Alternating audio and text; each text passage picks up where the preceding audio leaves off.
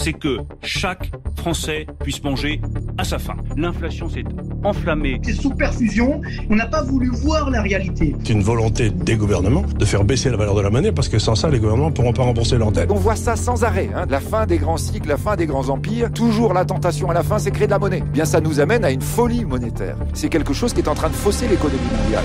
It will come. It will come. In due course. Ça y est, nous y voilà au crépuscule de ce long cycle économique. Les crises et leurs boucs émissaires se succèdent, mais le voile qui se lève nous révèle un monde fragile et désorienté. Impassible, Bitcoin poursuit sa fulgurante ascension, reprend son souffle, repart de plus belle, imposant jour après jour le langage d'une ère nouvelle. Je m'appelle Jacques-Édouard, bienvenue sur BTC Touchpoint.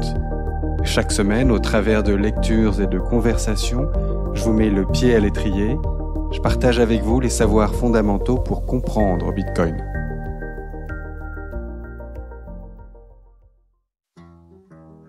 Salut! Aujourd'hui, au menu de ce 4e épisode de la série Nourriture Fiat de l'étalon Bitcoin, du sucre, un chamallow mais tout de suite, immédiatement, et puis excite la viande rouge et les graisses animales. Par contre, des compléments, oui, et des médicaments. La médecine préventive, cuisiner en conservant la valeur nutritive des aliments, pas le temps. Allez, on passe au drive, avance, bon sang.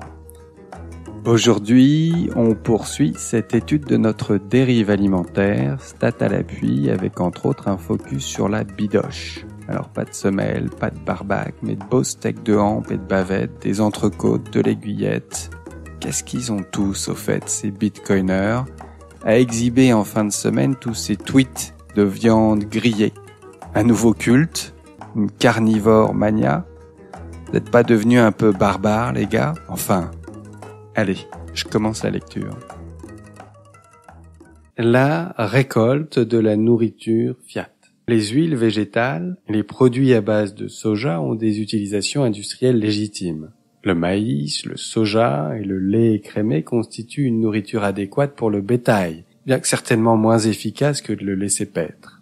La farine et le sucre transformé peuvent être utilisés comme des drogues récréatives en quantité infime, mais aucun de ces produits n'a sa place dans l'alimentation humaine et doivent être évités afin de rester en bonne santé. Pourtant, la technologie et la science continuent de progresser et de rendre ces produits moins chers, les gouvernements subventionnent davantage leur production et les gens en consomment de plus en plus, atteignant un niveau de consommation tout bonnement incroyable. Des machines toujours plus rapides et puissantes sont utilisées afin de réduire le coût de production de ces matières de manière très significative et à mesure que la technologie industrielle progresse, la production de ces aliments est devenue de moins en moins coûteuse.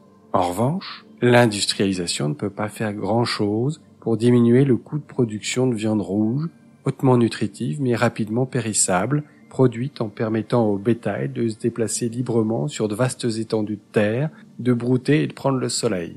En revanche, les aliments artificiels de l'agriculture de monoculture ont une durée de conservation stable, ce qui leur permet de rester stockés ou exposés pendant de longues périodes et de se répandre largement. Pire encore, certains de ces produits sont hautement transformés, conçus pour être artificiellement appétissants et créer une dépendance. L'omniprésence de ces aliments bon marché, fortement subventionnés, hautement savoureux mais toxiques, représente un véritable désastre pour la santé de l'espèce humaine. Une autre façon de percevoir l'impact de l'augmentation de la préférence temporelle consiste à observer les choix alimentaires des individus.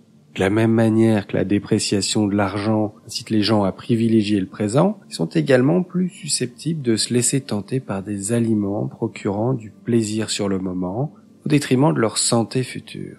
Le passage à une prise de décision à court terme favorise invariablement une plus grande consommation d'aliments nocifs mentionnés ci-dessus. Manger des biscuits et des barres chocolatées, par exemple, peut procurer un sentiment agréable à court terme, mais à plus long terme, cela aura certainement un impact sur la santé du consommateur. Il est très peu probable que la médecine moderne mentionne les facteurs alimentaires évidents des maladies modernes. La prévention n'est pas bonne pour les affaires.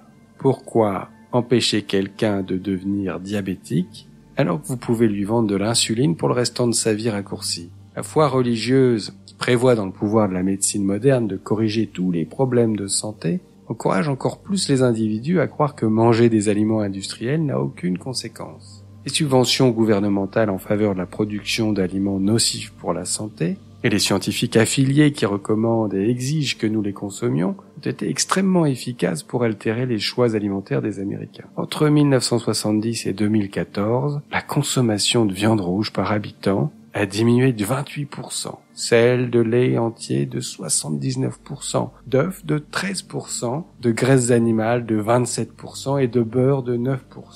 En revanche, la consommation d'huile végétale toxique a augmenté de 87% et celle de céréales de 28%. Dans un souci de respect exemplaire des directives gouvernementales, les Américains ont également augmenté de manière significative leur consommation de fruits et de légumes frais. Cela constitue un indicateur important sur le moteur de l'obésité. Ce n'est pas l'absence de consommation de fruits et légumes, mais le déclin de la consommation de viande, en particulier de viande rouge.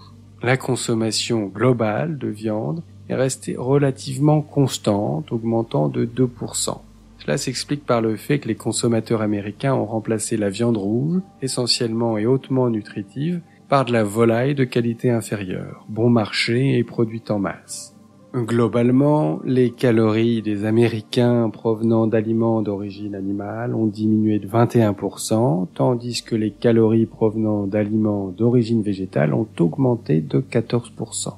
Nina Teicholz estime que l'Américain moyen mangeait environ 80 kg de viande au XIXe siècle, principalement de la viande rouge. Aujourd'hui, l'Américain moyen mange environ 45 kg de viande par an, dont la moitié provient de volaille. Un siècle de progrès technologique et une croissance économique toujours plus forte ne se sont pas traduits par une augmentation de la consommation des aliments les plus recherchés et les plus nutritifs. Au contraire, les Américains doivent dorénavant se contenter de sources d'alimentation de qualité inférieure et plus économique. Les conséquences de cette transition alimentaire sur la santé des Américains ont été calamiteuses. L'obésité est en augmentation constante depuis les années 1970, de même que de nombreuses maladies chroniques. La science moderne de la nutrition et ses sponsors industriels ont tout fait pour nous convaincre que cela n'avait rien à voir avec le régime alimentaire. Viennent ensuite là, dans le texte, trois graphes en fait, qui nous présentent d'une part l'augmentation assez ahurissante du taux d'obésité dans la population masculine et féminine depuis 1970, et puis la prévalence du diabète dans cette population. On ne peut trouver de représentation plus pertinente de l'impact de l'inflation et de la monnaie fiat. La richesse des Américains augmente sur le papier et les statistiques affirment que leur qualité de vie s'améliore. En réalité, la qualité de leur alimentation se dégrade car la quantité de nutriments qu'ils consomment diminue et leur santé mentale et physique se détériore. Au lieu de nutriments, les Américains se nourrissent de plus en plus de médicaments et de produits industriels toxiques. La variété et les quantités croissantes de substances industrielles aromatisées qui remplissent les réfrigérateurs des Américains ne sont pas nutritives et ne constituent pas une alimentation raisonnable. L'obésité croissante des Américains n'est pas un signe de richesse et d'abondance, mais un symptôme de privation. Le niveau des dépenses et des revenus en Amérique peut augmenter selon les statistiques gouvernementales, mais si les Américains travaillent plus longtemps qu'ils n'ont jamais fait et que leur alimentation se détériore, il doit y avoir quelque chose de sérieusement défectueux dans la monnaie qu'ils utilisent, dans sa fonction de réserve et de mesure de la valeur. Le pacte avec le diable, la monnaie fiat, n'a pas fourni le repas gratuit promis par ses promoteurs. Au lieu de cela, elle a apporté des mélanges de résidus industriels à base de soja et de sirop de maïs à haute teneur en fructose, pauvres en nutriments, extrêmement néfastes pour la santé et le bien-être des consommateurs. L'augmentation constante du coût des médicaments et des soins médicaux ne peut être comprise sans tenir compte de la détérioration de la santé, de l'alimentation et du sol, ou du système économique et nutritionnel qui a engendré cette situation catastrophique. Le monde moderne souffre d'une crise d'obésité sans précédent dans l'histoire de l'humanité. Jamais auparavant autant de personnes n'ont été en surpoids. Face à cette crise se trouve une incompréhension majeure qui consiste à la présenter de manière flatteuse comme une crise d'abondance. C'est grâce à notre richesse que notre plus grand problème est l'obésité plutôt que la famine. Le paradigme totalement erroné de la nutrition, un autre domaine de recherche académique complètement déformé par le financement et l'intervention du gouvernement, met l'accent sur l'importance d'obtenir une quantité nécessaire de calories. Elle insiste sur le fait que la meilleure façon d'obtenir des calories nécessaires est d'avoir un régime alimentaire diversifié et équilibré, comprenant de grandes portions de céréales. La viande et les graisses animales sont considérées comme nocives et doivent être consommées avec modération, voire pas du tout. De ce point de vue, l'obésité survient lorsque l'on consomme trop de calories et la malnutrition lorsque l'on en consomme trop peu. Cette vision est aussi simpliste et ridicule que la théorie économique keynésienne, stipulant que l'état de l'économie est principalement déterminé par le niveau des dépenses globales, trop de dépenses provoquant de l'inflation et trop peu de dépenses provoquant du chômage. En réalité, la nutrition ne se limite pas à un simple apport calorique. Il s'agit d'obtenir des quantités suffisantes de nutriments essentiels pour le corps qui se répartissent en 4 catégories. Protéines, graisses, vitamines et minéraux. Les graisses sont principalement utilisées pour fournir de l'énergie au corps. Les protéines pour construire et reconstruire le corps et ses tissus.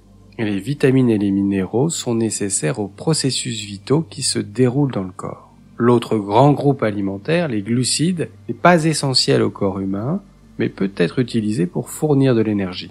En l'absence de nutriments essentiels, le corps commence à se détériorer avec des conséquences négatives qui se manifestent par des maladies. En particulier, l'absence de protéines animales et d'acides gras amène le corps à entrer en mode famine. La dépense énergétique est réduite, ce qui se manifeste par une léthargie physique et mentale, et l'organisme commence à convertir son apport en glucides en dépôts d'acides gras pour les stocker en vue d'une utilisation future, en d'autres termes en graisse. Plus qu'un signe de richesse et de suralimentation, l'obésité est en fait un signe de malnutrition. La capacité à digérer les sucres et à les convertir en réserve d'acides gras est une stratégie évolutive extrêmement utile pour gérer la faim à court terme, mais lorsque la privation de nutriments essentiels devient un mode de vie, le stockage des graisses se transforme en une maladie incapacitante qu'est l'obésité. Les Américains ne sont pas gros parce qu'ils sont prospères et ont de la nourriture en abondance. Ils sont en surpoids parce qu'ils se nourrissent mal et sont appauvris sur le plan nutritionnel. On reprend donc cette analyse et Saifeddine Ammous revient sur une notion capitale, la dite préférence temporelle, qu'il a introduite dans l'étalon Bitcoin et qui a donné à des centaines de milliers de bitcoiners l'occasion de se familiariser avec ce concept économique important. Ce concept de préférence temporelle, il l'illustre en se référant au fameux test de chamallow conduit par Walter Mischel à l'université de Stanford en 1972. Dans les notes, tu trouveras un lien qui te mène sur une page du site où tu pourras faire plus ample connaissance avec ce chercheur et cette expérimentation. En bref, dans cette expérience, 2 jeunes enfants se voient proposer un chamallow qu'ils peuvent soit manger immédiatement, soit ignorer un temps, sachant que leur patience sera récompensée à terme d'un 2e chamallow. Tous ceux qui, sans attendre, mangent le premier chamallow expriment une préférence temporelle élevée. Pour eux, la consommation immédiate prime sur la consommation future. Au contraire, ceux qui renoncent à une satisfaction instantanée pour doubler leur récompense manifestent une préférence temporelle plus faible. À leurs yeux, la consommation immédiate n'a guère plus de valeur que la consommation différée. Ainsi, dès lors que la consommation future réserve un gain plus élevé que la consommation actuelle, ils patientent. Cette capacité à différer la gratification, la satisfaction, elle est d'autant plus forte qu'on est conscient du bénéfice que cette patience nous rapporte. La monnaie fiat, fondante, incite à une consommation instantanée, tandis qu'une monnaie dure dont on sait qu'elle va jouer son rôle de réserve de valeur, elle nous incite à prendre le temps d'étudier les options, de peser le pour et le contre, de juger de la pertinence des investissements. Quant à Bitcoin, non seulement il protège, mais il accroît la valeur de notre épargne et il incite donc une préférence temporelle faible. Eh bien, À l'époque de la monnaie fiat, un truc assez récent et espérons assez passager dans l'histoire de l'homme, on a une monnaie pratique pour échanger de la valeur dans l'espace, commercer, mais vraiment pourrie pour conserver dans le temps, épargner. La monnaie fiat introduit des incitations puissantes, perverses, favorisant une préférence temporelle élevée. Côté producteur, le fermier ou l'éleveur sont poussés à manger leur chamallow de suite. Gagner et gagner plus vite en épuisant son sol, sa bête, à coups d'intrants.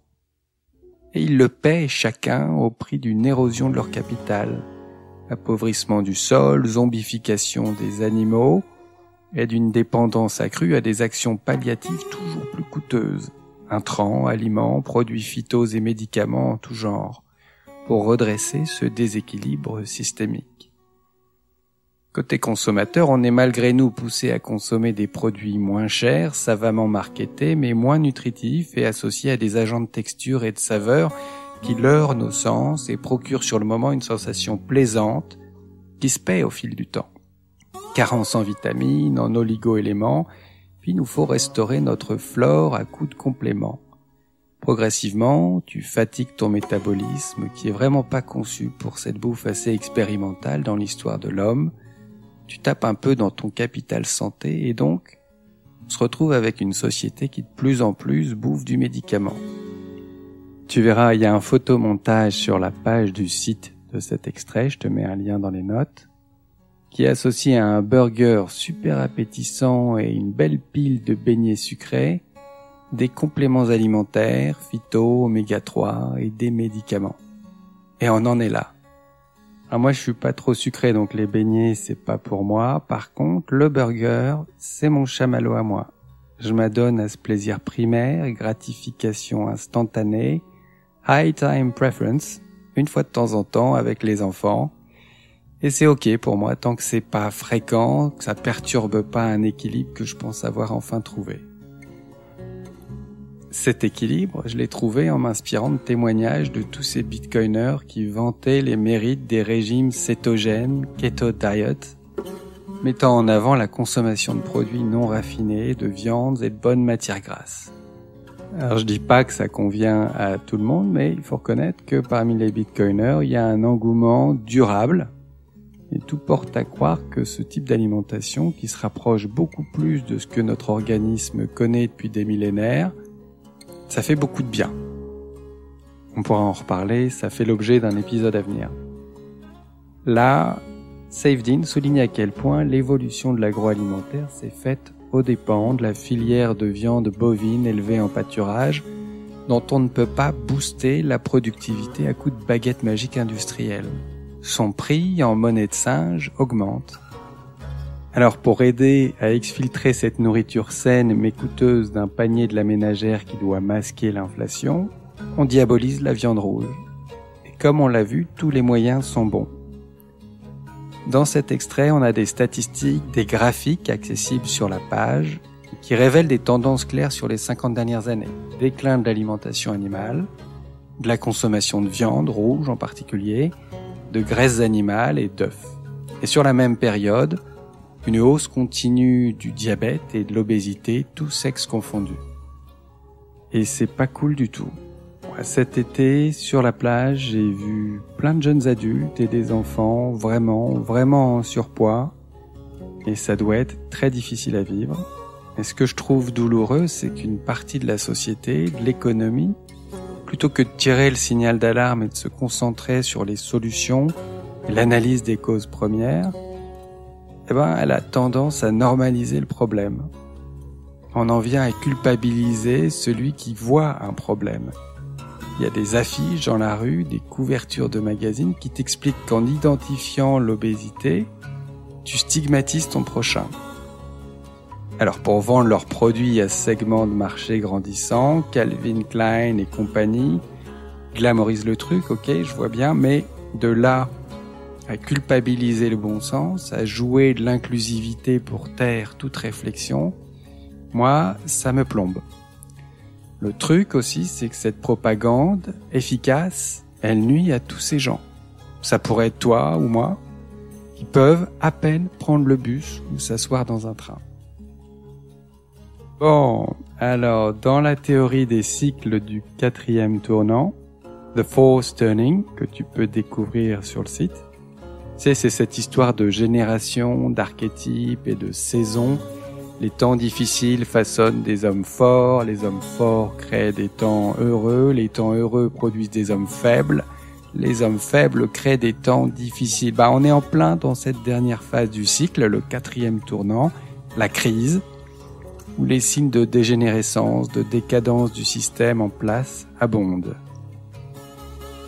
Plein de bonnes raisons donc de faire sereinement un petit bilan objectif de son alimentation, sans malveillance, c'est pas l'inquisition, juste pour se projeter plus sereinement sur le temps long. Voilà, le diagnostic est posé. La semaine prochaine, on passe sur des vibes beaucoup plus positives, crois-moi, avec le prochain extrait intitulé « Aliments sains ». Encore une fois, abonne-toi au podcast si t'aimes bien, partage autour de toi, aide-moi à faire connaître ce travail, ça m'encourage, ça me pousse à donner plus et à faire mieux.